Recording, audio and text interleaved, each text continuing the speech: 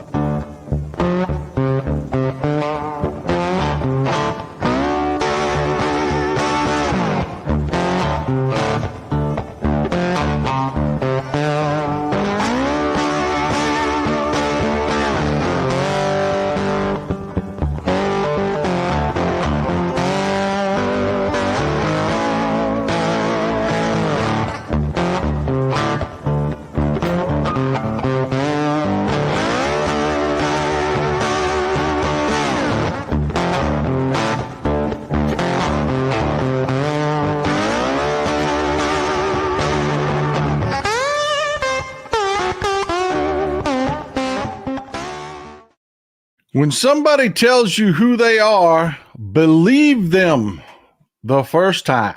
That is a quote from the late, great Maya Angelou. Y'all need to forgive me. We're going to start out here in Texas today. When someone tells you who they are, believe them the first time. If you're a Republican running for any government position in the state of Texas, you must be an ammosexual. You must be an ammosexual. You must lick your guns. You must hump your guns. You must love everything about your guns. And no matter what happens, you must go to every gun event you can. And Ken Paxton, who's running for Senate here in the state of Texas, will be headlining a gun event here with Adam Christian Johnson, a.k.a. the lectern guy, pardoned January 6th insurrectionist thief. When someone tells you who they are, believe them the first time. And that's all I've got to say about that right now.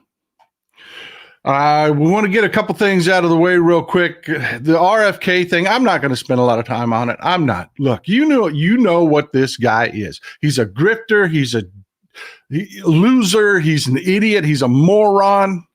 They keep calling him a former addict. I don't know what a former heroin addict is. Everybody that I know that has had an addiction will tell you you are an addict for life. You wake up every damn day craving your addiction. But for some reason, RFK is a former heroin addict. Anyways, you knew he was going to humiliate himself before Congress, and he did. That same bullshit. There isn't much I can play to you that's going to be surprising. I mean, it's not. He's a liar. He doesn't give a shit who he hurts for his grift. He knows better. He does. He knows better. He knows he's grifting. He knows he's lying. He does. But we've got John Ossoff coming out, and I just love John Ossoff's statements. I want to be please be patient with me. This is a little bit of a longer statement. It's over 2 minutes, but it's worth listening to. It is worth listening to.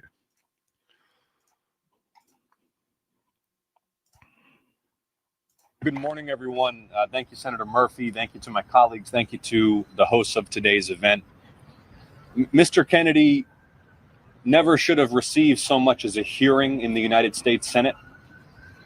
So obviously unqualified and unfit for this office, is he?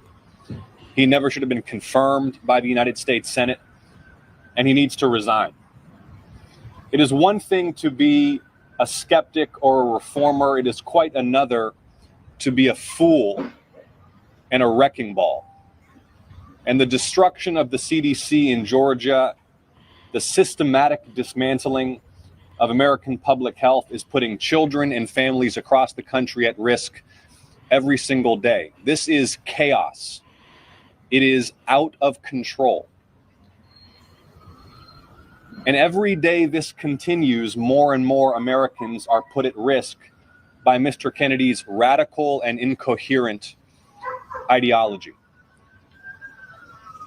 I defend the CDC not just because those who work there are my constituents, but because it is the most important disease-fighting agency, not just in the country, but in the world, with unmatched capabilities and responsibility. And the CDC has been systematically demolished since Mr. Kennedy was sworn in. Agency morale is at rock bottom. A quarter of the workforce has been pushed out. It is an agency known for its tenacity and precision and capacity that is now totally in chaos by design. And every day this continues, the damage is compounded. It is time for Mr. Kennedy to resign. He has demonstrated his incompetence. This is gross mismanagement, unforgivable mismanagement that cannot continue. And I join my colleagues today in calling for the secretary's resignation. Thank you all so much. Yeah, when I saw that comment, I just said, look, I can't add anything to that. He nailed it. He's 100% spot on. He nailed it 100%. He should have never been confirmed. He's a grifter. He's a con man. He's killing people. Yeah. But what more is there to say other than to just sit here and run my mouth needlessly? So, yeah, I will leave Mr. Ossoff the final word on that. Ken Paxton, the same posterior orifice, who is determined to end Robert Robertson, who is likely innocent. Yeah, he is a useless, scummy. Walleye is just as far as human beings going, he is just a waste of flesh. He is. J.M. Hennessy, my monthly thanks for your innovative show saves my sanity every day. I appreciate it. That is huge support. I am truly grateful. Thank you. Thank you very much. That was very generous of you, and I'm very glad you're here. Thank you. But yeah, there's a lot going on, and we've got jobs numbers out. We've got a whole lot to talk about, but there's a couple things that I want to talk about ahead of time. We've got on the political front. Let's talk about this first. Missouri has moved forward with redistricting. They voted it out of committee. They're going to carve up their 5th district, which is around Kansas City. It's right. Currently, their congressional delegation is 6 Republicans, 2 Democrats. They're going to try to redraw the map to make it 7 Republicans, 1 Democrat. But you know what? Maryland has entered the chat. Let me tell you, just like I had a little bit of inside baseball for you with California when the rumblings were starting in California and the news media was just saying, well, California's thinking about, and I told you, oh no, they're doing more than thinking. They've got them. They're drawing the maps. They've got the legislative path forward. They have talked to the consultants. They've broken it down by district. They know what they've got to say. They've got the narrative down. Maryland has entered the chat. Maryland is moving forward. You will hear in the next few days that a vote is coming up. Maryland is absolutely going to redistrict. They are not going to sit this out. The question is when does JB step into this? And I think it'll be sooner rather than later. It'll be sooner rather than later, with more state Republican stepping up to try to gerrymander, to try to blunt what we're going to do to them in the midterms. You're going to see J.B. Pritzker step up. You're going to. This is a fight that Democrats are in. They're having this. They're in it. Kathy Young, there's a difference between killing money and killing people. Too many listened to RFK in 2021. Amen. Amen. Well said. Well said. And, the Republicans know they are in trouble. They're going after Wes Moore, the governor of Maryland. If you don't know, Wes Moore was legitimately wealthy before he became the governor. He was an investment banker for Deutsche Bank, for Citibank. But the bigotry, they just love that. Here's an African-American man who was successful, who's rich, he's a governor. So they're going to try to to attack him with very bigoted, very negative attacks. And they're already starting. Like I said, Wes Moore is very wealthy. He is. To this day, he's very wealthy. And he was given an invitation from George Clooney for his wife's birthday, for Wes Moore's wife's birthday, to come over to George Clooney's house and hang out. And Lord have mercy, have the Republicans lost their minds about this, because, oh my God, here is this is a black man living the good life. What kind of shit is that, right? I mean, that's the way these bigots think. Who is this black man to be out enjoying the fruits of his labor? For Christ's sake, it must be. Somebody tell me why this is DEI. Somebody tell me why this is DEI. This black man is out on a boat on Lake Como in Italy with his wife. There's got to be something wrong with that. Got to be. They're out there paparazzi chasing them, taking their pictures while they're riding around on George Clooney's boat. Let me tell you, I want to celebrate this just a little bit. I just want to celebrate this just a little bit. Let me tell you, not all wealthy people are bad. They're not. There are people that go out, they do a job. George Clooney was an actor. He was tops in his field. I disagreed with him with the shit he pulled with Biden. I did. But he earned his money. He made the movies. He did the job. And he got paid. And when he did, he took that money and he bought a really nice house on Lake Como in Italy. That is just, I mean, this doesn't do it justice. I left just this shot for one reason. There are so many. If you get bored and you got a little time on your hand, Google George Clooney's house on Lake Como. I mean, there's a dock around the side where he's got his own little cove there that you can't see in this picture. But it is really inside and out, just a beautiful place. And he invites people to his place. He hosts people at his place.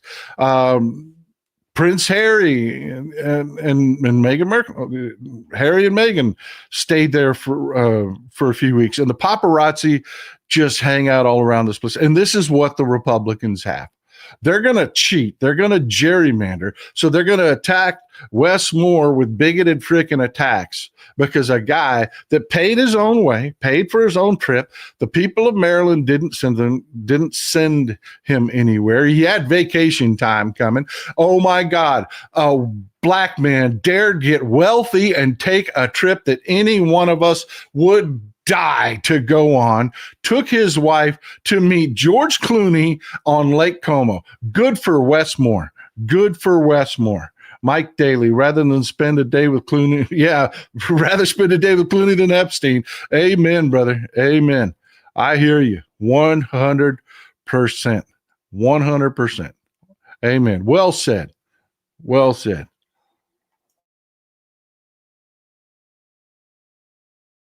Man, I hope your coffee's as good as mine today. I really do. I don't know what flavor that is. I can't hit it. Mine's just buzzing right now. But yeah, we got a lot going on today, folks. A lot that I want to cover. This is one that's really, really bothering me. We just summarily executed some Venezuelans.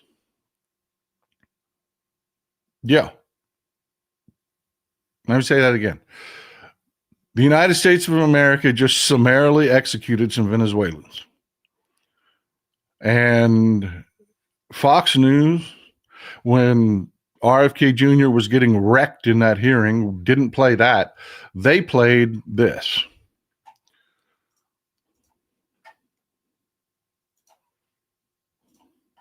Their story du jour was us summarily executing some Venezuelans.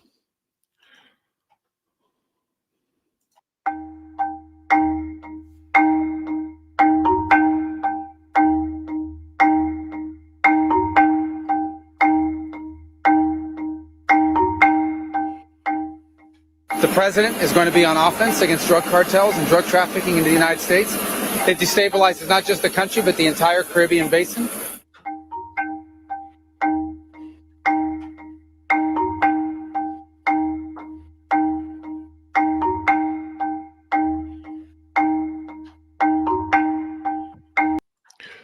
Not only did we summarily execute some Venezuelans, they're very proud of it. They are very proud of it. Let me clear a few things up for you. There is no death penalty for drug smuggling. There's no capital punishment for drug smuggling. There isn't. So there was no legal justification for what they did. That is being 100% as kind as you can be and giving them every grace and saying that they were absolutely right with who was on the boat. They were absolutely right with they were smuggling drugs and 100%. If you give them 100%, it's not a capital crime. It's not. They didn't try to interdict the boat. They didn't try to stop the boat. The boat didn't fire on them. Nothing. We do this all the time. We capture these boats all the fucking time. And we had a destroyer there. A U.S. destroyer did this. Folks, this is why this is a problem. Let me let them finish bragging about this and talking about what they think, why they think this is so great and okay. And then we will talk about reality. Sorry, what legal authority did the Pentagon invoke to strike that boat full of drug smugglers? We have the absolute and complete authority to conduct that. First of all, just the defense of the American people alone.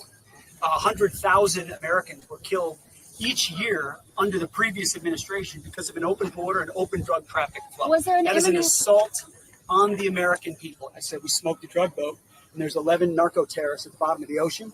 And when other people try to do that, they're going to meet the same fate. Sorry, what legal authority did... Okay, let's just be clear about something. They can't tell you. That could have been laundry on that boat. They can't tell you what was on that boat. They have some intelligence that tells them there were drugs on that boat, but they cannot tell you with any certainty what was on that boat because, yeah, it's at the bottom of the ocean. They can't tell you with any certainty who they killed. It's there on the bottom of the ocean. Because they didn't interdict the boat, they didn't arrest these people, they didn't do nothing. Let me tell you what freedom is. Freedom is being able to tell the government, prove it. Freedom isn't the government can't act against you. No, that is not freedom. If you break the law, the government can act against you. The way we ensure freedom is that we hold the government to the standard that they must come to a court of law. They must produce you. Habeas corpus just means produce the body. That's all it means. They have to bring you to court within a certain number of days and prove their allegations against you in the light of day where everyone can see. That is freedom. That is what freedom looks like. They summarily executed these people. And you know what the problem is with that? You know what the problem with it is with that? You're a criminal. Bam, you're dead.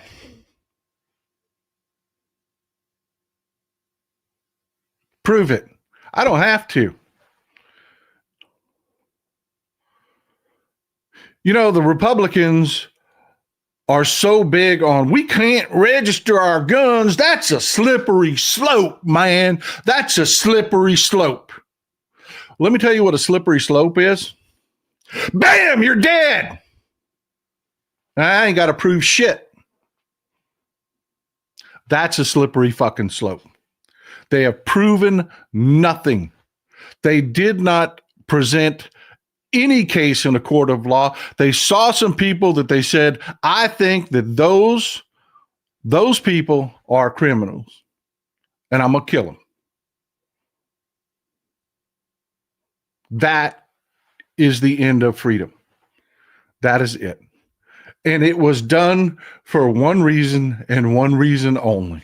Can you guess what the reason was? Well, you don't have to guess. Kenneth here is already explaining it.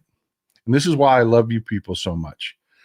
This is why I love you people so much. They're in trouble. they're in trouble. This is a distraction. Got to seem like a tough guy. Oh, yeah, our base will love this. Let's throw them some red meat. Let's murder some fucking people. Oh, man, our base will love that. Because that's what you did. You murdered them. Does law enforcement have the right to kill someone? Yes, they do. Yes, they do. In their own defense, they do. Do they have the right to summarily execute people, be judge, jury, and executioner? No, they do not. No, they do not. But apparently, I'm mistaken. Apparently, I'm mistaken because now they do. Now they do. And that, my friends, is something to worry about. That is something to wring your hands about. That is something to be afraid of. And we need to watch this, not let it die. We need to keep asking questions. This is not okay. This is not okay. I will give them 100%. These 100%. You want to say these are the worst pieces of shit on the face of the planet? Okay. I'm not even going to argue that with you. You should have to prove that. You should have to prove that. Because if you don't have to prove that, then we have no freedom. You can do it to anybody. Just leave your body at the bottom of the ocean.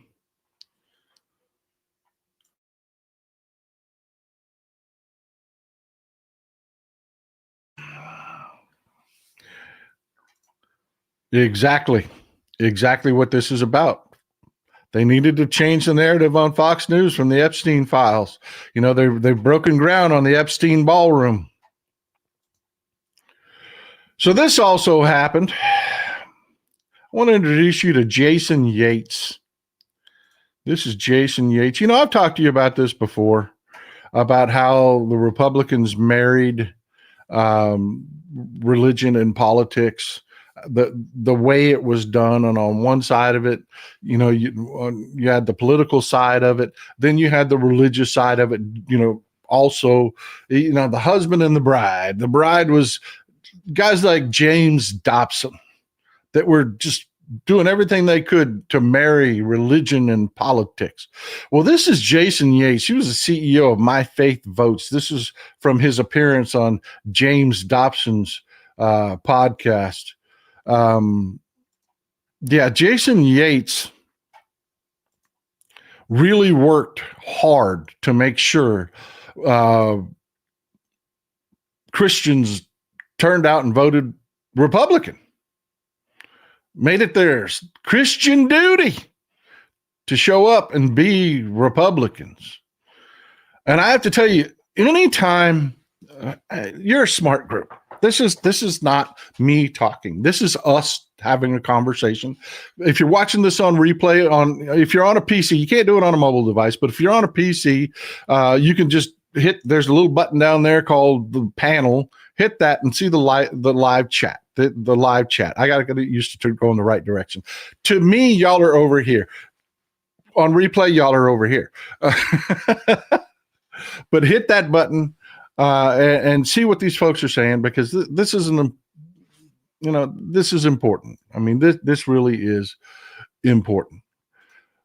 If I tell you someone is a Republican and a Christian leader trying to get people to vote, what is the story on that person going to end up being? I didn't even get the question. I didn't even get the question out. I didn't even get the question out before pushback. Who didn't win? Nobody. He didn't, that we know of. But you know where this is going. You know exactly where this is going. You know exactly. Yep. Pedo alert. Yep.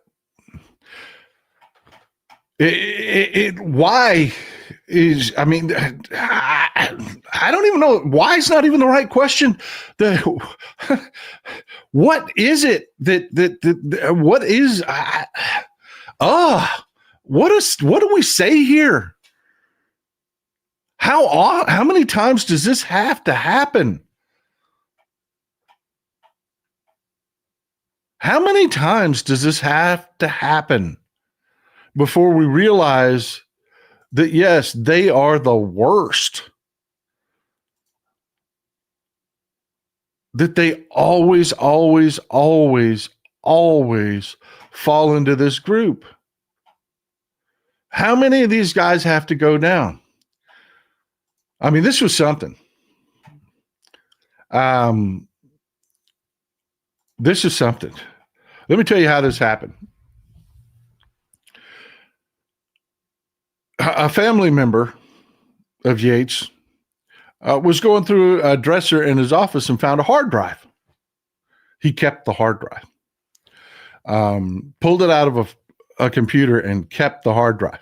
So a relative found the hard drive and said, hey, I need more storage. Let me see how big this hard drive is, and installed it on his PC for additional storage. Took a look at what was on the hard drive and called the police. Yeah, that's how bad it was. Okay. Let me tell you how bad you can judge how bad this was. They were charging him with 8 felony counts. That's a lot in one of these cases. They were charging him with 8. He pled out and pled to 2, but they were charging him with 8 felony counts. But this relative calls the police. The police call Yates in, and he's like, I don't know what you're talking about. I don't know. Me? No, I don't know what you're talking about. They said, let me explain this to you, how this is going to work. I have the hard drive. This is the police. I have the hard drive. This hard drive was brought to me by your relative. I have the hard drive. Either it's theirs or it's yours. They say it's yours. One of you is going to prison because nobody's walking away from what's on this fucking hard drive. And he finally said, okay, it was me. It was me. And then volunteered something. He didn't have to volunteer. Apparently, this isn't his first rodeo. He's been convicted of this before, but his record was expunged because he's such a good Christian. Vile says, Republican and Christian leader check the hard drives immediately. I swear every week there's at least 3 arrests in the headlines. Stephen Leach adds a distraction. What the actual fuck? Yeah. I mean, come on, people. Come on. Monica Hightower, my first time here. I'm scared. Are you listening to Texas Paw helps with the feeling afraid? Our country is broken. Let's get it back to its freedom. Hope I make sense. Let me give you one bit of, I'll address that question directly so that you can not be afraid. I don't want you afraid. I want you pissed. I want you pissed. The greatest heart you can take is that they are trying so hard to openly gerrymander. They are terrified. Republicans are terrified. They know what's coming. And they are doing anything they can to blunt how badly of a beating they are about to take in the midterms. So yes, they know we are going to vote in the midterms. We know they're going to cheat. We know they're going to try to interfere. Here in the state of Texas, they're already pulling more polling places. They're already doing it. They're going to cheat. We know this, but they also know they can't cheat enough. They can't. If you just show the fuck up, we got this. The only question is, do we get super majorities? Because believe me, folks, there's so much news today. There's plenty of reason for people to show up and vote. Jesper Jensen, good to see you, man. And our love our international audience, our Danish friends especially. Thank you for being here, Mr. Jensen. I am truly grateful for your support. Thank you. I appreciate you being here. It is incredibly important that we have voices from outside our bubble, from other parts of the world in the live chat to join the conversation. I can't tell you how much that means. I cannot tell you how much that means.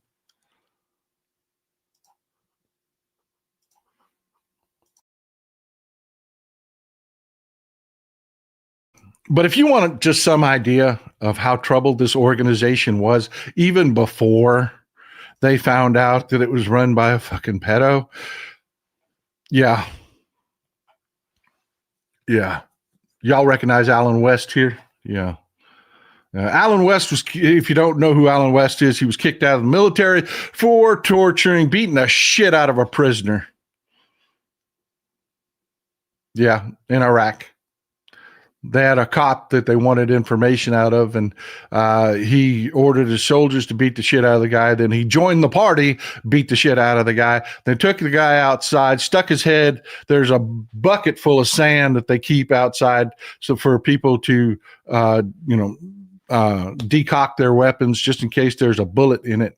By mistake, they point their weapon into that bucket. They stuck the guy's head in the bucket, and West popped off a few rounds in the bucket, torturing the guy, basically. He was allowed to retire before they charged him because he was facing about 11 years if they charged him. They allowed him to retire. That's who these people are associated with. That's the level of people that these organizations, it's who they are. As our beloved Maya Angelou said, when they tell you who they are, believe them the first time. Believe them the first time. I mean, whether they're hanging out with freaking Adam Johnson, the lectern guy, or it doesn't matter. I mean, it doesn't matter. Believe them. When they take somebody like, I don't know, Ronnie Jackson, who was demoted to captain, they took his rank after he retired because he was a rear admiral, folks. He was a rear admiral. They busted him down to captain for drinking on duty, man, and hitting on subordinates. He showed up at a subordinate's hotel room drunk. Hey, you want a party? You want a party? No, she didn't want a party. You're not allowed to do that to subordinates, Ronnie drunk ass Jackson. And he's real proud of this, man. He's real proud of this. This is the kind of people that the Trump administration is. They gave him his rank back. They gave him his rank back. I mean, why would you punish a drunk predator that abuses his subordinates? I mean, why would you do that? That's not right. Why would you punish? He said nice things about Trump. He did. He said nice things about Trump. So you can't punish him for being a drunk and a predator, abusing his subordinates. You can't do that. Come on. We're not about punishing the predators. Where have I heard that before? Oh, yeah, they're not releasing the Epstein file. They're not releasing the Epstein file.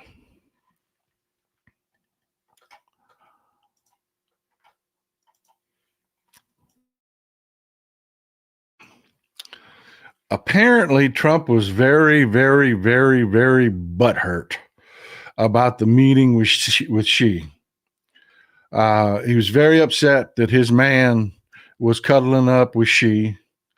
Donald Trump just wants and needs Putin to love him, and he got to have something to offer offer Putin, right? I mean, if you want to keep Putin's interests, you got to give him something, man. You got to keep him. That's Trump's man. That's Trump's boyfriend. You got to do something. Can't just let Xi move in on his man. Yeah, this really just fucking happened. Oh my God. This really just happened. I'm not going to go too deep into this because the details are still coming out. And, you know, I hate to get it wrong. But no, this is really happening. The security programs they're talking about are NATO responsibilities. They're backing out of any security agreement we had that was based around the eastern defense of NATO.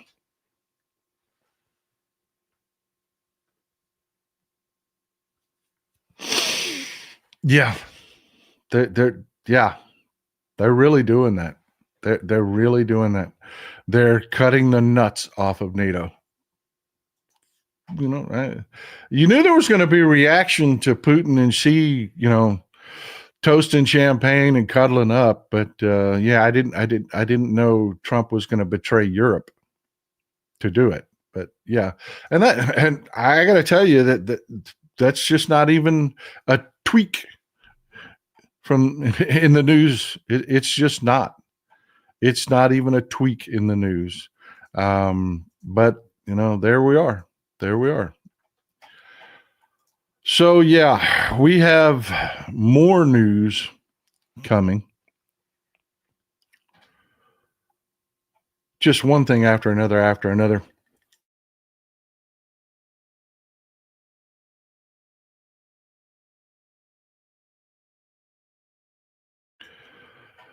So yeah, we got a jobs report. And boy, oh boy, was it a doozy. I knew it was going to be bad because ADP, the private sector, ADP, the numbers out of ADP are the best figures you can get. ADP is hired by private industry to give them solid jobs numbers, which means if they screw up, they're financially liable for what they do. They are. They don't have the immunity that the Bureau of Labor Statistics has. They don't. You can't sue BLS for what they do. It's like, oh well, you know, I mean, it's bullshit. But ADP, oh yeah, their neck is on the line when they put their numbers up, and so they're very open about it. And they said private sector jobs would be 54,000 jobs in August. The street was expecting closer to 80. So yeah, they missed estimates, and 80 is abysmal, folks, because I just want you to remember the minimum, the floor for job creation has to be about 220, 230,000 jobs per month just to keep up with population growth. So yeah, that gives you some idea. They were already expecting abysmal numbers. And ADB said, private sector, we only created 54, but it is much worse than that because we lost jobs in other sectors. So net, we only produced, according to the BLS, and again, I don't believe these numbers are correct. They said we created 22,000 jobs in August. By the time they add in all the different sectors, we only created 22,000 jobs. I don't believe we did that well. I don't, because they had to, they also, when they released this report, there was a caveat down at the bottom that they had to adjust June's numbers, to negative. We lost 13,000 jobs in June. I don't mean they revised it down 13,000 jobs. I mean, they revised it from, like, I believe it was, somebody help me here, because I think it was 78,000 jobs they claimed we created in June, or was it 43? There was several months in a row there. One was 43, one was 78. Anyways, they revised it all the way down to a negative 13,000 jobs.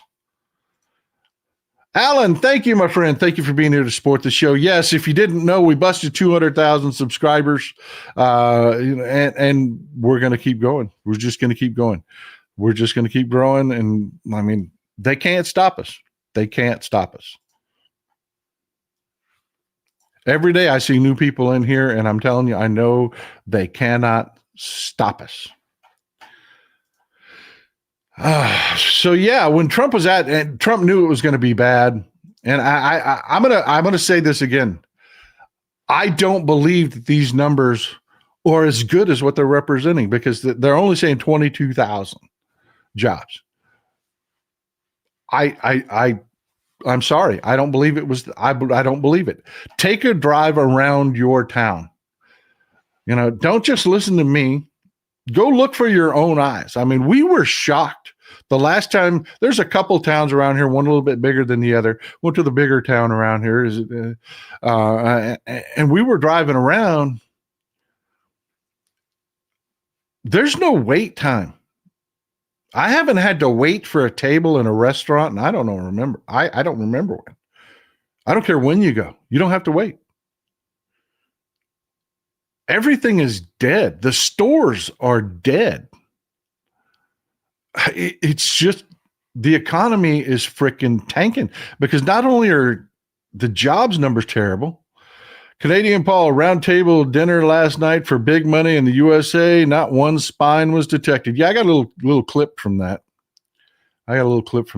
Trump was wanting to show off the disaster he created of the Rose Garden, but the weather wouldn't let him, so they had to do it inside. But yeah, take a look at who's here. You see Zuckerberg on the left, Bill Gates on the right. He was collecting money, is what he was doing.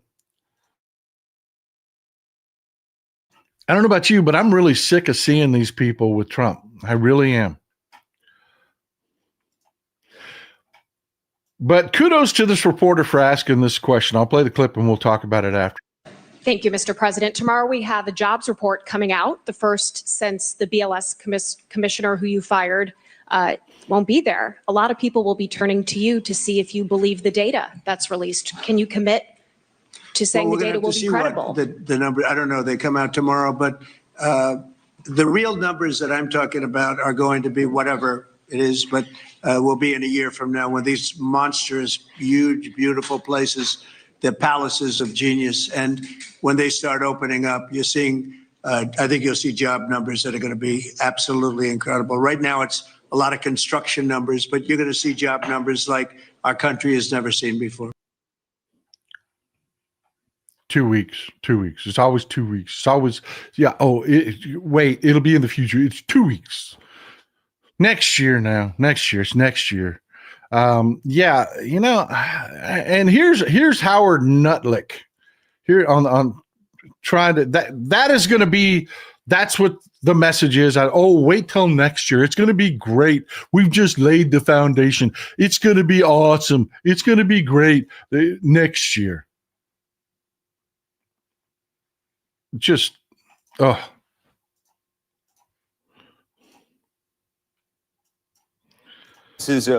numbers, though, that come out of a group like BLS, what the American public, what the world public, the CEOs in America, the Fed, anybody who's making decisions on these numbers, actually, they don't want someone who's there to win. They just want somebody who's there going to give them the most accurate, timely numbers that possibly exist. Just accuracy is probably the only thing that they want. So what I'm asking is, today, when we see those numbers, whether we should believe they're accurate.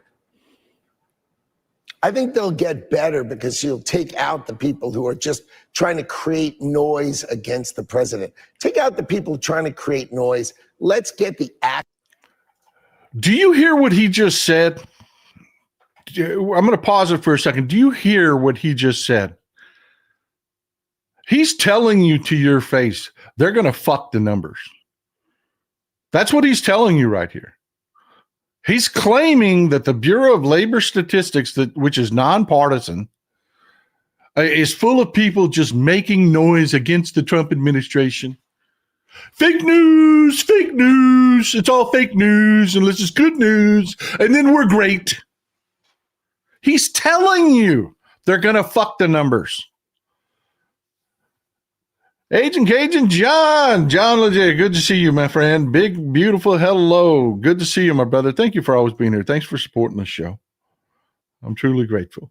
But let's continue on where he tells you out of his own freaking mouth they're going to fuck the numbers, and then tells you next year. Accurate numbers, because this is going to be the greatest growth economy, right? 6 months from now, a year from today, as these trillions of dollars of plants and factories, you've seen all these pictures. They are just so many factories going in.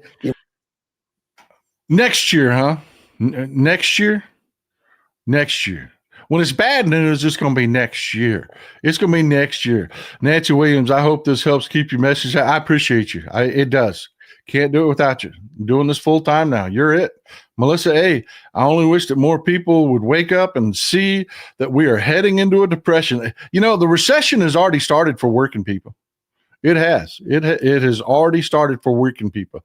No Kings to Andrew Borth. See what I'm talking about? New folks coming into the show. I am damned excited to see that. We're just going to keep going. And it accelerates, people. It accelerates. It wasn't that long ago. You see that silver plaque right there? That silver plaque right there? Yeah, that's for 100,000. That was just a couple months ago.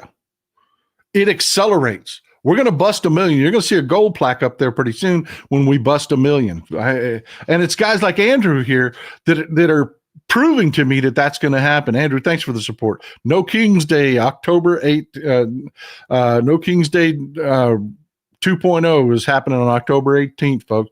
Put it on your schedule. You got plenty of time. That's plenty of notification. But yeah, this is the same guy. This is the same guy just a couple weeks ago. Just a couple weeks ago, July 30th, GDP just surged to 3%, and the Trump economy has officially arrived.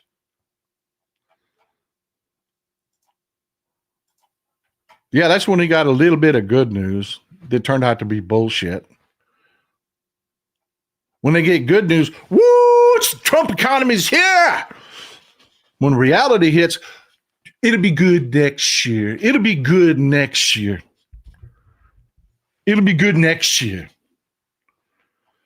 So what you're telling me is we're fucked for the holidays?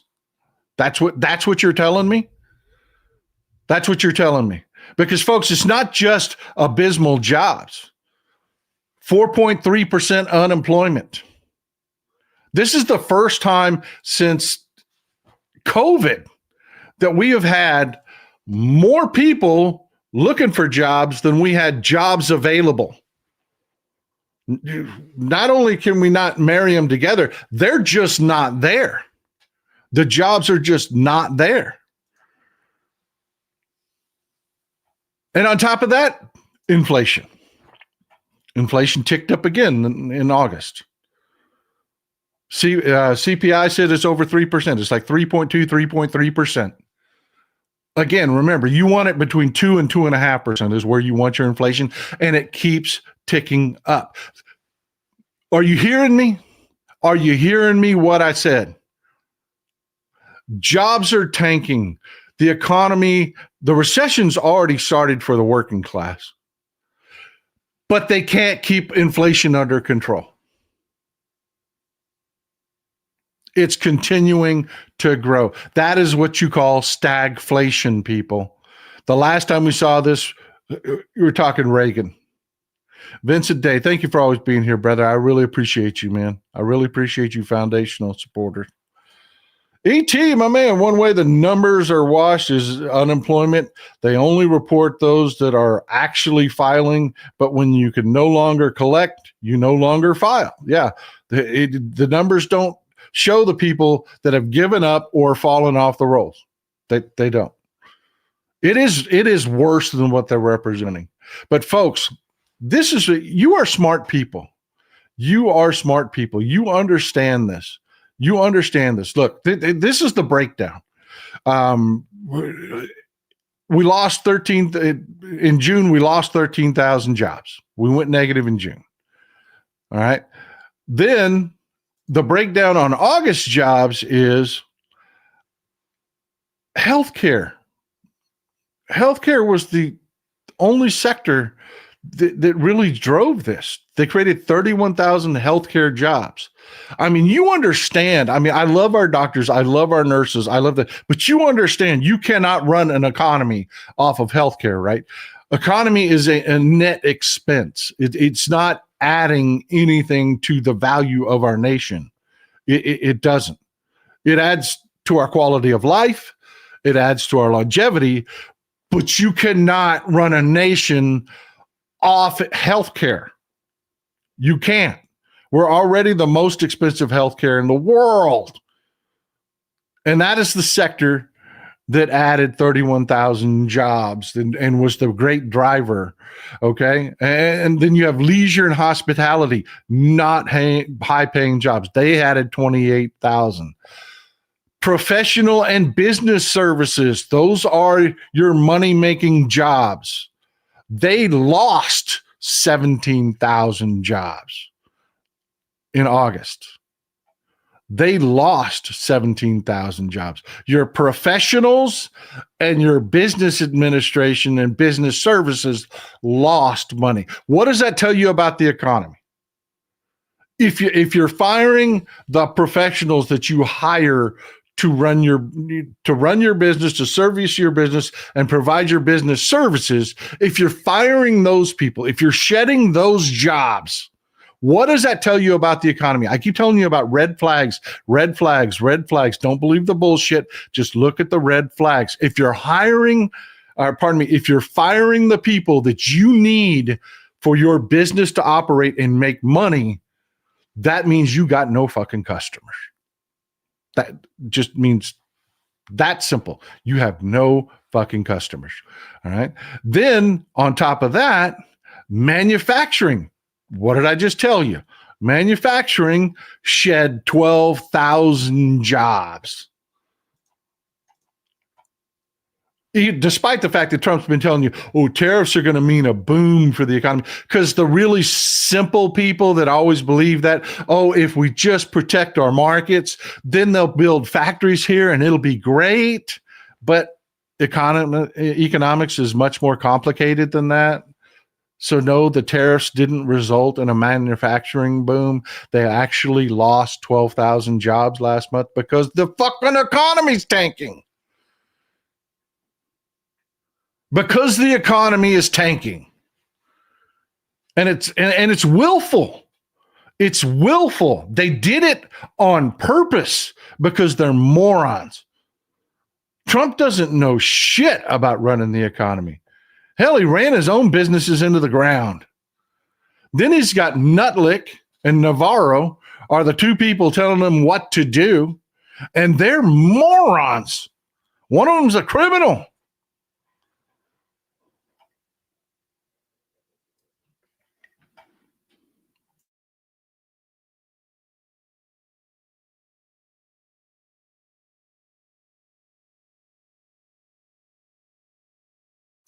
God damn, I hope your coffee's as good as mine, because mine is just banging today. Mine is just banging. But this is what, look, there's always more to the story. And this is the one that made me panic. This is the one that really scared me. When it comes to money, organizations like Goldman and BlackRock, you just watch what they do, because typically they're really solid when it comes to their future, their economic future. Forgive me. Their future, their economic future, their money, they're really solid. And if you just watch what they're doing, you will get really good information about what's happening. Usually it's after the fact, because they had information you're not privy to, and they made the moves already. So you're getting kind of a delayed reaction, but you can really know what's going on by that. This really, really bothered me. Sherry Purport, thank you. No lines at the checkout counter either. Yeah. I mean, they can't bullshit you. You see how expensive things have gotten. They're trying to tell you it hasn't. Bullshit. I pay that tab. I know what I'm paying for shit. Yeah, and I know there are no lines. I know there are no waits at the restaurants. I can see people. I can see. And every time I say that, all across the country, everybody's like, yep. Our European audience, they'll tell you, chime in, folks. Chime in. Are your economies not also stuttering over this stupid shit? Sherry Purpur, no lines at the checkouts. But yeah, folks, I'm telling you, this really bothered me, man. This is the kind of shit that keeps me up at night. This is from Goldman.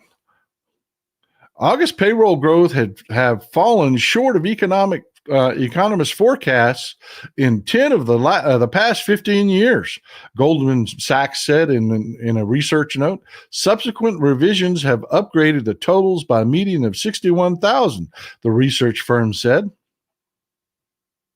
This is Goldman Sachs' research arm.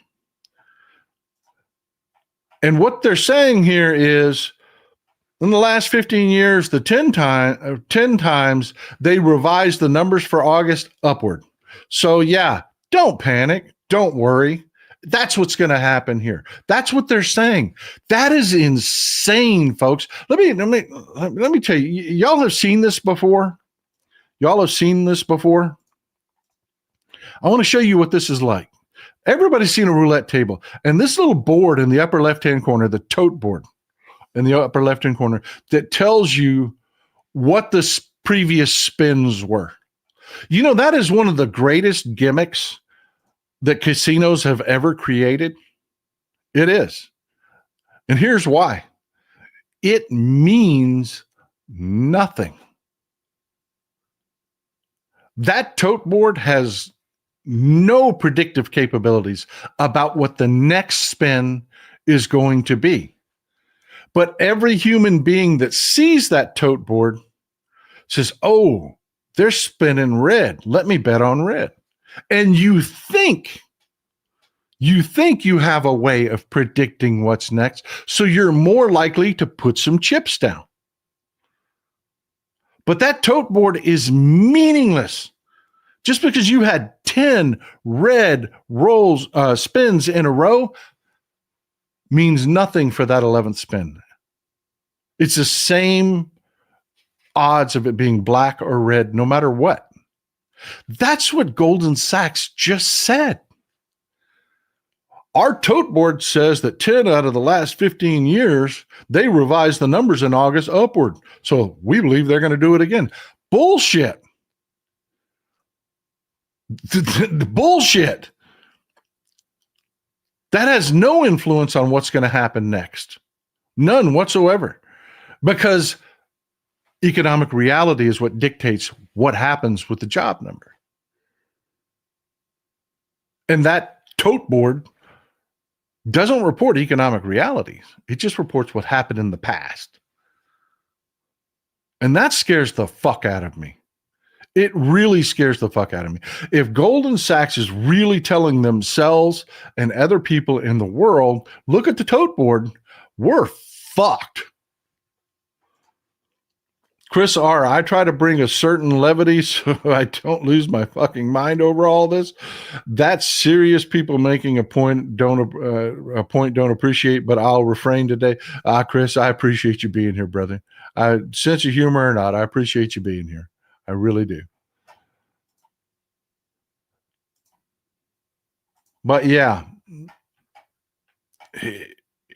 look, the recession's here. You don't believe me?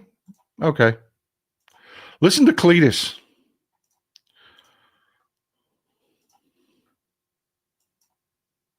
Right now, we're in a very dire situation.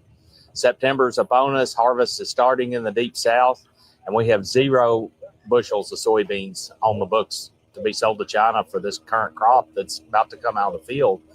Historically, over the last 5 years, about a third of soybean sales to China would be booked. China amounts to 25% of our total U.S. soybean crop. So that would be 8 or 9% of the whole U.S. crop would normally be on the books with China right now, and we have 0. That is alarming. The farm economy as a whole is struggling. Inflation has caused our cost of production to rise drastically on every front. Commodity prices, in particular soybeans, are down about 50% from where they were 3 years ago. And our numbers are deeply in the red. And we send this letter to President Trump because we've been talking for months about needing to have sales in place, a deal in place, a phase 2 type agreement that has purchase commitments along with a level playing field on trade with no tariffs. And we haven't had anything happen, unfortunately. And our appeal to President Trump and his administration is make soybeans a priority in any trade negotiations that are taking place. Soybeans.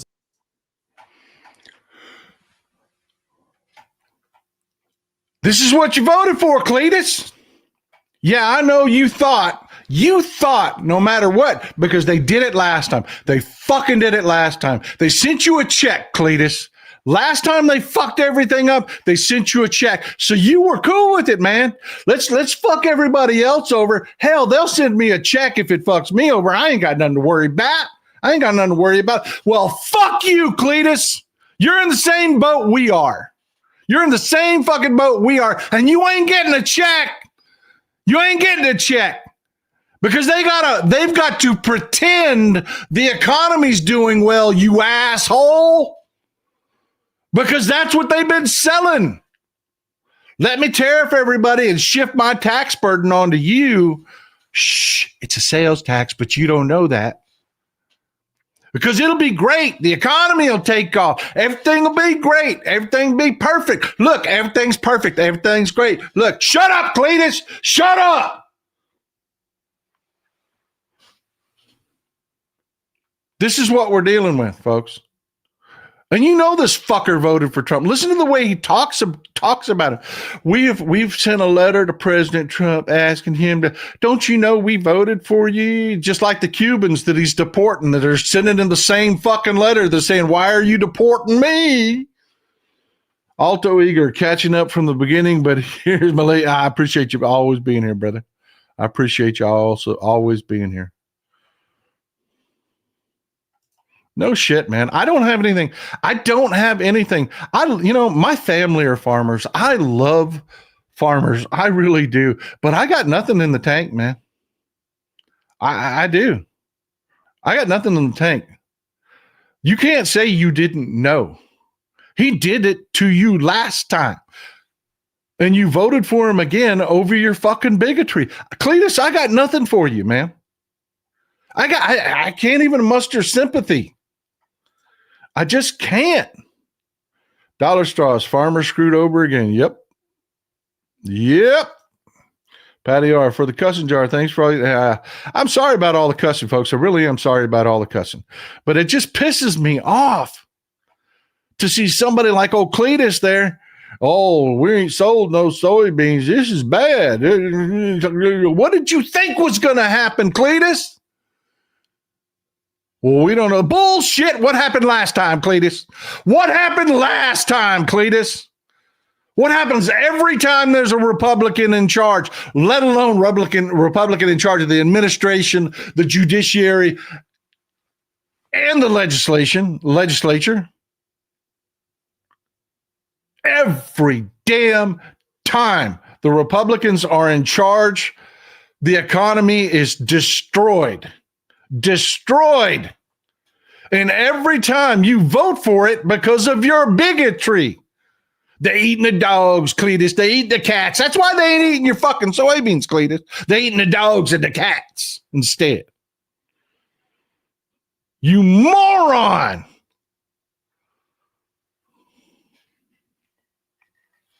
You know damn well you knew it was going to happen again, but you thought the bailout check would come.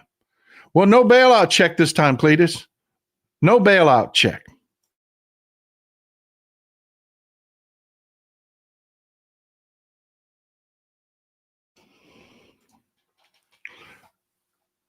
Miguel Arson, tell us they want the farmers to fail. AI is coming. You know, this is actually partially true. Not because of AI, I mean, I agree with your statement, but these small to medium-sized farmers, when they fail, these massive agricultural corporations buy up their land. And they're Trump's biggest donors. They are. They're going to make out like freaking robber barons. They are, because everybody's got to eat. 1 billion plus pounds of food per day must be produced and processed in this country just to feed you for the day. Granby 8, I'd love to see new supporters. I love that avatar too. That is a nice avatar.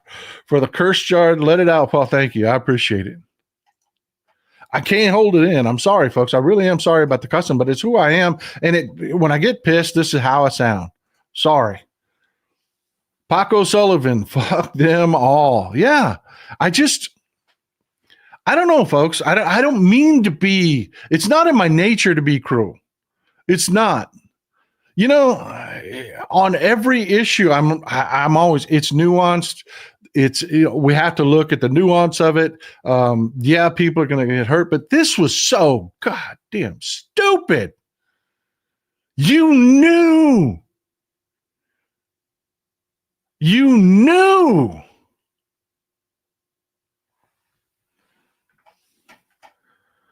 But yeah, look, just talking about you knew, and you know what these people are, believe what they are when they tell you, okay? Trump desperately wants to control the board of governors on the Federal Reserve. He desperately wants to, because they want to do what Reagan did. This is what you're in for, okay? This is the what all this means part of the show. When Reagan, if you're old enough to have lived through Reagan, you know it was not a good time. It was not.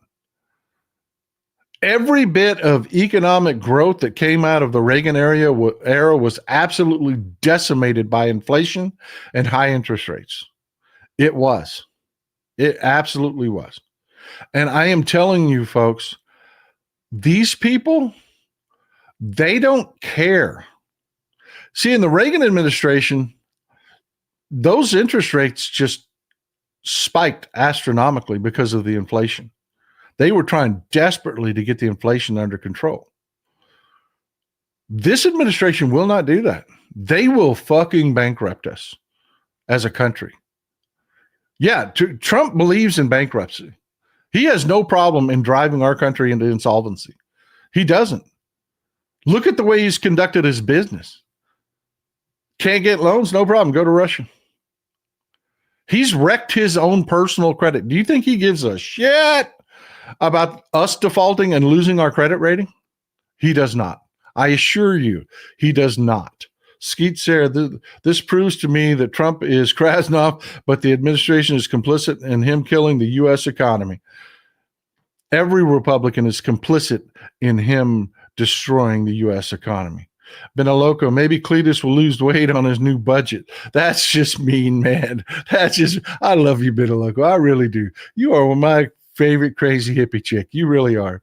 Peach Tea Tina, for the cussing jar. No room for niceness anymore. We got to be real about it. We do. We have to be very real about this. But yeah, what I was saying about Reagan,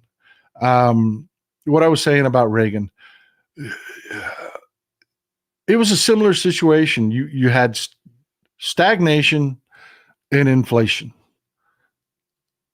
They said, fuck it, let it rip.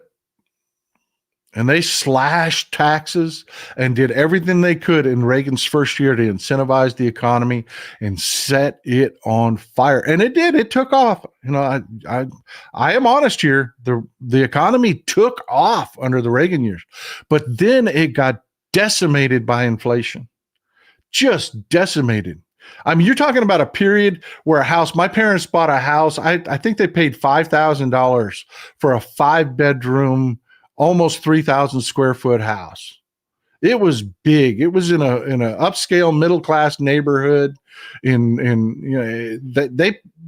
like $5,000 for it.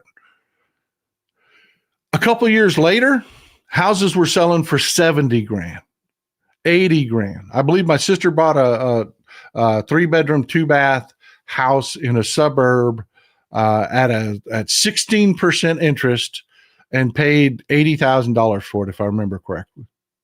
Just a couple years later. It was that fast. Just inflation just skyrocketed. So all those economic gains and wage growth that people had under Reagan, no, the working class got killed. The cost of living far exceeded what the average person got. And that's just the way the Republicans roll, because they didn't give a shit. Their oligarchs that fund them made a fortune under Reagan. But your average person got fucked. And that's what they're going to do all over again. Trump desperately wants control over the board of governors at the Federal Reserve so that he can do the exact same thing they did under Reagan. And that is what is coming down the pike for you in a couple different ways. We're going to talk about a couple different economic aspects and how this is coming. Haven't paid my dues in a while. Keep up the good work. Kit, I'm BO8. I'm so glad you're here. Thank you for being here. Thank you for supporting the show. But look, this is Sean Duffy. Sean Duffy is the transportation secretary. This is Sean Duffy. Sean Duffy has two mortgages, both of which he signed affidavits saying that this is where going to be my primary residence. This is where I'm going to live. This is Lori Chavez de Rimmer.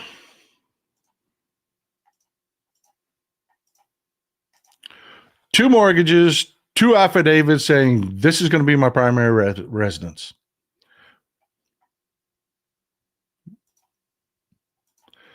This is Lee Zeldin. He's the guy that Trump put in charge to destroy the EPA. He's the EPA administrator, Lee Zeldin.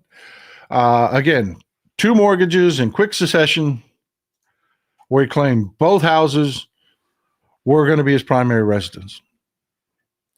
Folks, most people haven't bought a lot of houses. They just haven't. Closing, you get a stack of documents about that thick, and they just put one after the other in front of you, one after the other, one after the other, one after the other, one after the other in front of you. And you sign them. And you're sitting there signing your signature for over an hour on document after document after document after document. And they're reading to you and telling you, and your eyes are glazing over. They just are. And I'm not making an excuse for these people. But it is really a freaking common thing. It's as common as speeding. Okay? I know to the European audience, that doesn't make sense because y'all take speeding seriously. Here in the United States, we do not. Speed limits are suggestions for most people, not the law. They don't treat it that way. This happens a lot. And the reason it happens is this, and I can tell you a real case scenario where this happened with a family member that did this. They had a primary residence that they had signed that affidavit that said, this is going to be my primary residence, so they get that really good rate on their mortgage. They bought a lake house and said, you know what? We're going to sell our house and move to the lake. That was their plan. They told the whole family that's what they were going to do. Christy Light, thank you for always sharing knowledge and putting yourself on the line to do so. And I'm glad to be here, and I'm glad you're with me. Thank you for supporting the show. They were going to do that. Then one of them had a serious health problem. Right after they bought their lake house. They only got to go up there like twice. Then they had a serious health problem. This is a family member, okay? And their plans went to shit. And they ended up finally selling the lake house because they just couldn't, for health reasons, they couldn't be out in the middle of nowhere. They had to be close to where they were getting treatment. Not to mention all the bills and stuff that came. So yeah, they signed an affidavit and said that we're going to move there, and they never did. It happens, folks. It really happens for legitimate reasons. That's why this is one of those crimes, even less than speeding. This is just not prosecuted, because you have to know what's in people's minds. You know, somebody can buy a house and say, I want to live here, and then find, an opportunity comes up, a job offer comes up, whatever. And they said, no, I'm going to move somewhere else. And the new house they're going to move to, fully intend to make it their primary residence. And they sign another mortgage. And then there are some people that are just gaming the system because they know you can't prove what's in their head. You can't prove what they intend to do. And that's what that affidavit is. It's an affidavit that says, this is my intention. It happens.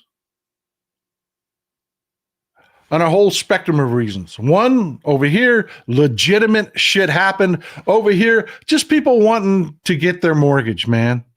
Or the mortgage vendor themselves wanting you to get the mortgage. So yeah, they put that affidavit in there as part of it. I mean, there's a whole of reasons why this happens. I'm not defending it. I'm not. Is it a crime? Yeah, if you can prove it. If you can prove it, but there's no way to prove it. They would literally have to write down on a piece of paper, I am taking a mortgage here and declaring that this will be my primary residence so that I can secure the mortgage. And I am also going to buy a house in a month, and I'm going to declare the same thing there. Shh, don't tell anyone, but I don't intend to. Let me put this in the safe so people can find it. You've either got to be able to read their minds or they got to be that fucking stupid. Okay? It is what it is. That brings us, one second. Got a technical burp. Hold on, folks. This won't take but a second.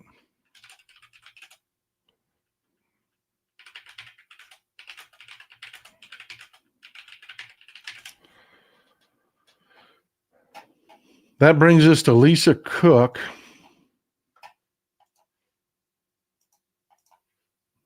This is Lisa Cook.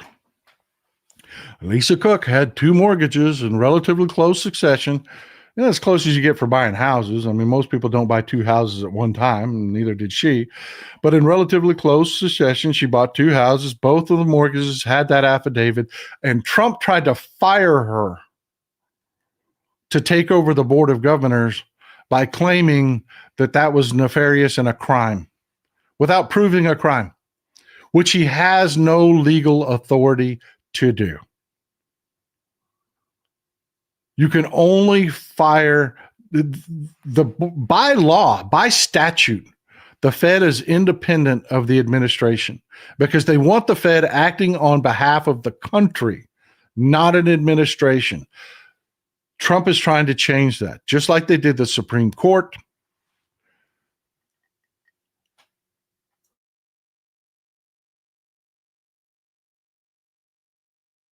Trump is trying to make the Fed Republican. And he's trying to fire her without cause. The courts have ruled in her favor so far. They will continue to rule in her favor because there is no crime she's convicted of. There's nothing you can point to say she violated the oaths of her position. There is no cause. She's just doing her job.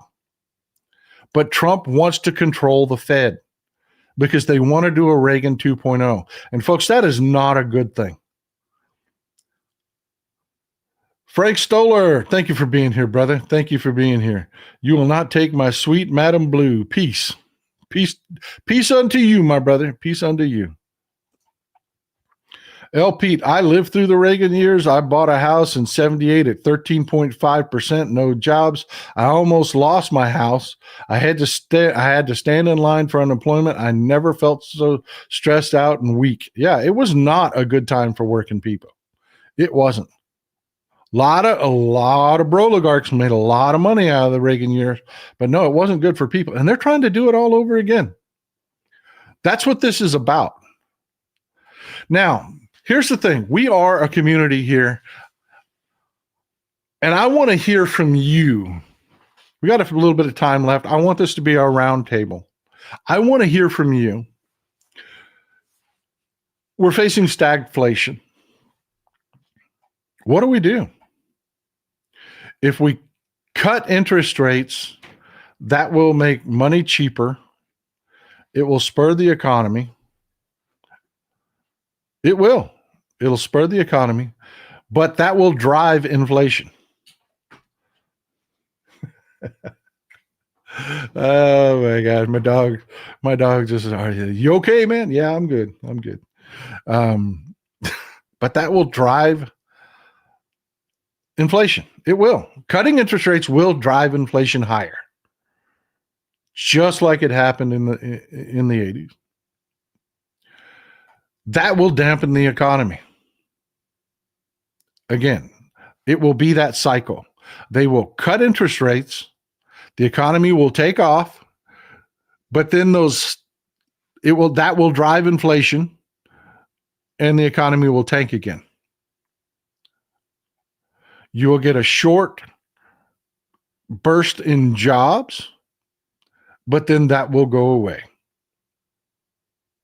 And you're going to end up in the same exact situation that we had under Reagan, where you get inflation, you get people that are holding investments, people that are holding equities, their values will go up. The oligarchs will make a lot of money.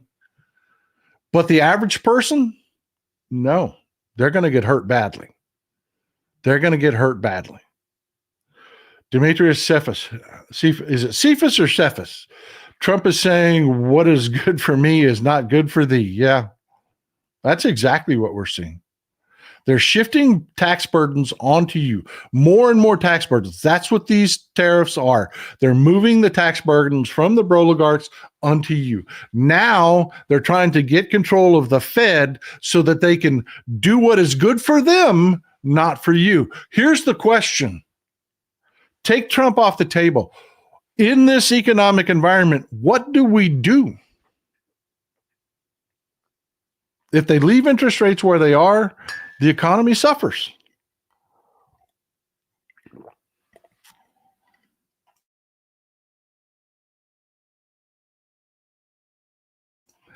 My question is to you, what do we do? What do we do?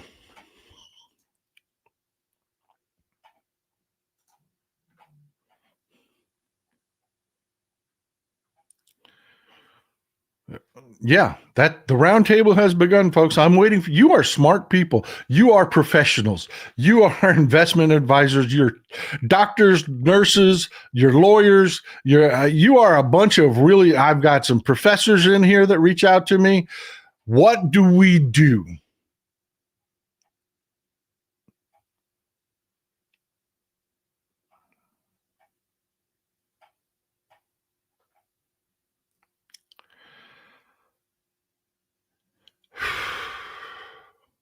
Is it more important to drive down inflation or to spur jobs? Either way, we've got some pain coming in the future.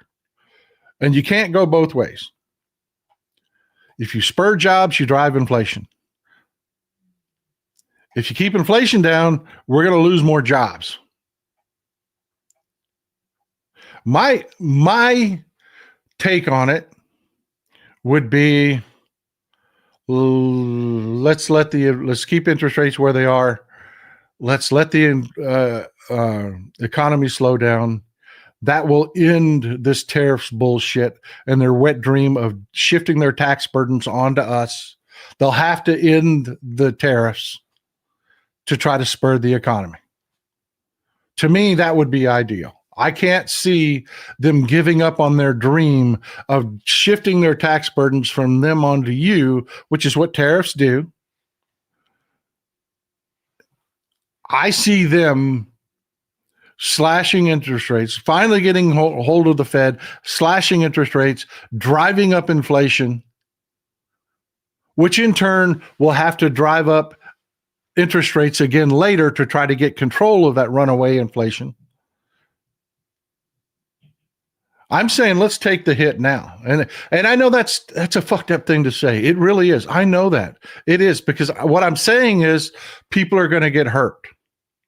People are going to lose their jobs, their houses. People are going to go hungry.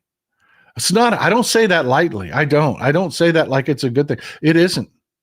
It isn't. But it drives down inflation.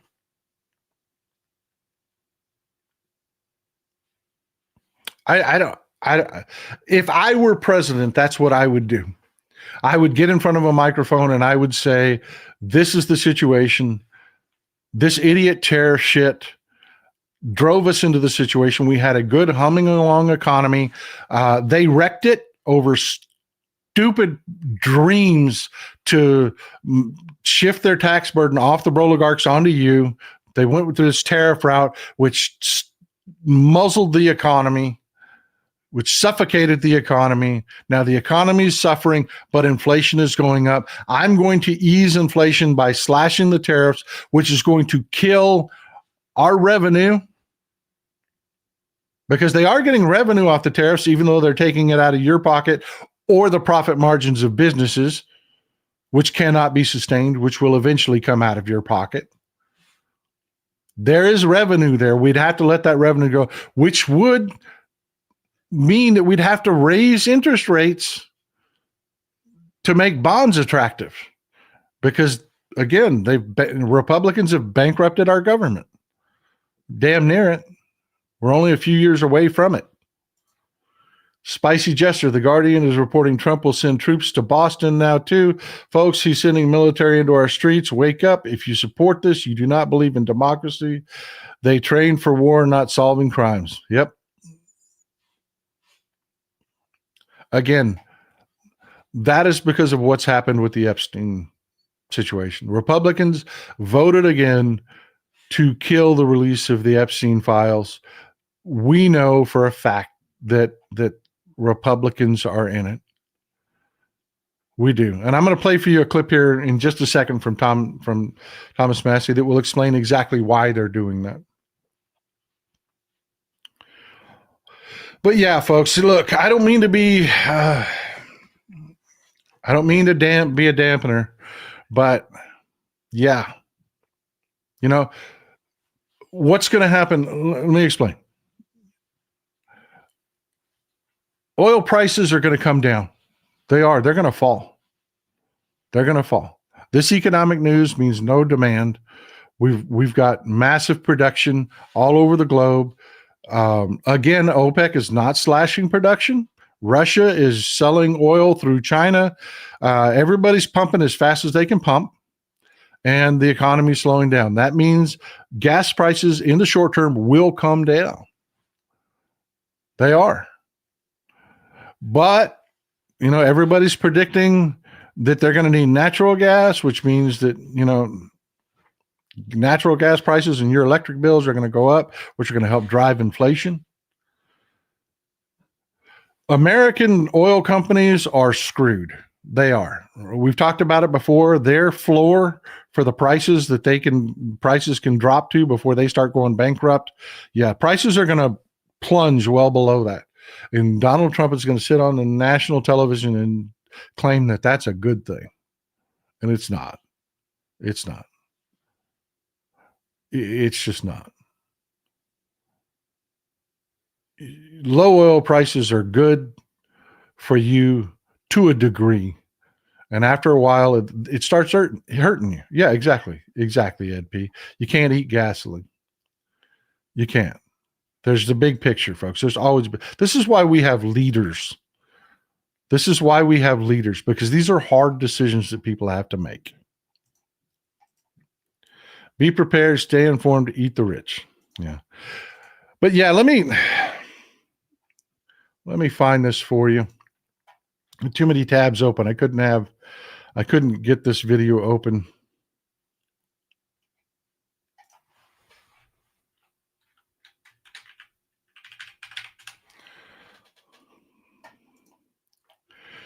If you want to know why there are troops in the streets and why they're trying so desperately to divert from the Epstein files and trying to give cover, folks, you have right-wing media that are attacking the Epstein survivors now. You actually have right-wing media trying to sell to your drunk uncle that Ghislaine Maxwell was wrongly convicted. Yeah. They're that in the tank to protecting pedophiles. And this is why. Christopher Daly, thanks for supporting the show. I cannot do it without you. This is why there are troops in our cities. Has nothing to do with crime. It has everything to try to, we've talked about this before. I try to educate. There is a tactic called filling the space. Every person only has so much time within their day to have discussions, to take in information. And what they want to do is they want to fill that space with as much bullshit that is not about the Epstein files as they possibly can. So they have to do things that are horrific, like, I don't know, summarily execute Venezuelans, put troops on the street, anything they can do to fill that space so you're not talking about Epstein. And you want to know why? This is why. Yeah, no shit, man. No shit. Thank you for always being here, Skeets there. This is why.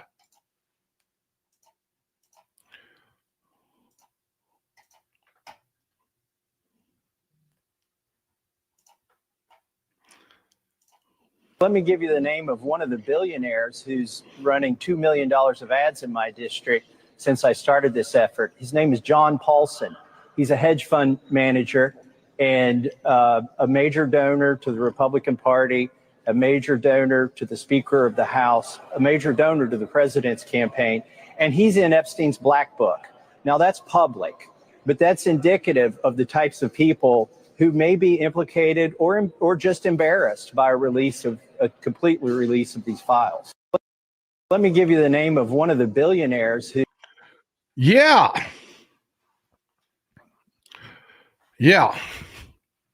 John Paulson, billionaire Broligart.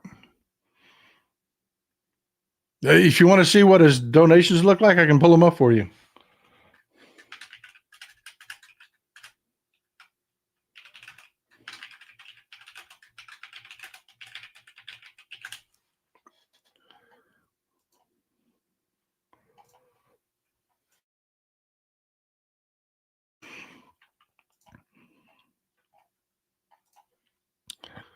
This is Open Secrets.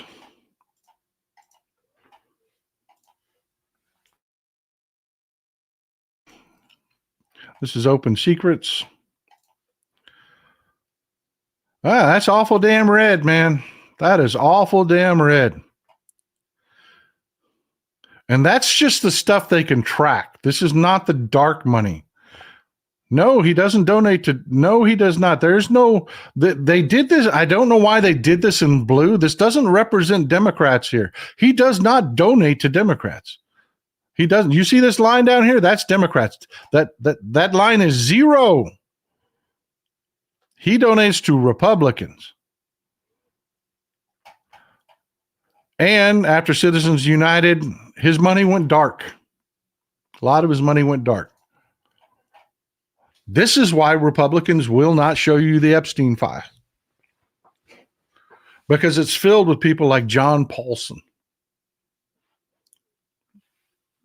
It just is. It is what it is. And let me tell you something. These people that were partying with Epstein,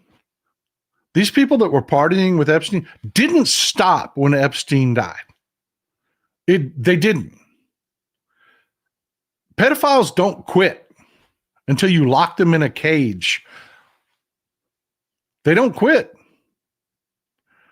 Yeah, talk to a psychologist. There is no fixing a pedophile. Their tastes for raping kids didn't stop. And Republicans just said, hey, these are our donors, man. We can't do that. Now, the reason Massey came out is exactly why Massey told you, which is a tremendous miscalculation on Massey's part. It really is. He thinks that he can swing against Paulson. He can't. He can't. It's not just a matter of money. He's pissed because Paulson came out and dumped a bunch of money to take him down because Massey is one of the sponsors of the discharge position, which is going to allow you, it's going to send this to a full vote. The discharge position, all that is a way of getting around the speaker's control and sending it to the floor. So everybody has to go on record and vote about whether or not you can find out what's in the Epstein files or not. Paulson's dumping money into Massey's district against Massey because he's doing that. And Massey is saying, oh, yeah, I'll call you out. I'll call you out on public news. You think I can't give information away? Yeah. Paulson will drop a Brinks truck on him. That's how much money John Paulson has. Massey is making a huge miscalculation here because he thinks that he can swing with these people. He thinks that he's got information that he can fight these people. They will literally drop a Brinks truck from a helicopter on his head. I mean, it is Jenny 2025. And the only thing that's going to save the situation is you. Skeet's there. I'm expecting more than a few right-wing super church pastors to be in those files. No shit. This tells you who's in the files. Every Democrat, they keep saying, well, Democrats and Republicans are in this, that, and the other. And they said that Bill Clinton was in it. It doesn't matter. Every Democrat I know is very comfortable with, let it rip. We're cool with it. Show every Democrat on that list. You know why? Because there's going to be like 2. Maybe 3, and we're more than willing to throw them into the wood chipper. We really are. But you know who's going to be in there? A lot of people like John Paulson. They write those checks to Republicans, and Republicans are standing up in the light of day, and they're saying, we're going to protect them at all costs. This isn't complicated. Everybody knows it. Everybody knows what's going on. Everybody sees it, and they're saying, we're going to do it anyways. So make them pay. Make them pay. Going into the midterms, make them pay. Take their power away. Rip the control out of their hand. And I don't just mean in competitive districts, folks. I mean in the bloodiest of blood red districts, make them pay.